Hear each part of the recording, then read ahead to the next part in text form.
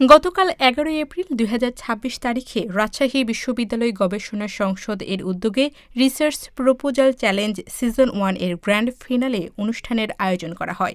গত ৮ ডিসেম্বর থেকে শুরু হওয়া এই ইভেন্টে সর্বমোট ৩৫টির বেশি রিসার্চ প্রপোজাল জমা পড়ে, যাদের মধ্যে স্টেম বিভাগ থেকে নির্বাচিত ৫ দলকে ও নন স্টেম বিভাগ থেকে নির্বাচিত ৫টি দলকে তাদের রিসার্চ প্রপোজাল প্রেজেন্টেশনের জন্য আমন্ত্রণ জানানো হয়। অনুষ্ঠানে বিশেষ অতিথি হিসেবে উপস্থিত ছিলেন অফিস অফ ইন্টারন্যাশনাল অ্যাফেয়ার্স এর ডিরেক্টর মোহাম্মদ সাজ্জাদুর রহিম, রাজশাহী বিশ্ববিদ্যালয় গবেষণা সংসদ এর মডারেটর প্রফেসর ড হাবিবুর রহমান এবং রাজশাহী বিশ্ববিদ্যালয় গবেষণা সংসদের প্রতিষ্ঠাতা সভাপতি, নাট্যকলা বিভাগের প্রভাষক সাকিবুল হাসান। অনুষ্ঠানে রাবি গবেষণা সংসদের সভাপতি তানজিম হাসান প্রাঙ্গণ তাদের বিভিন্ন সময়োপযোগী কার্যক্রম তুলে ধরেন এবং অনুষ্ঠানের আনুষ্ঠানিক সমাপনী বক্তব্য রাখেন রাবি গবেষণা সংসদ এর সহসভাপতি ফারজানা মাহতাব সুজানা।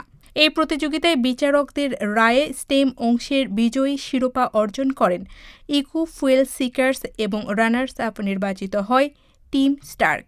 অপরদিকে নন স্টেম অংশের বিজয়ী দল ক্লাইম্যাক্স ও রানার্স আপ ওজি অ্যাটাল।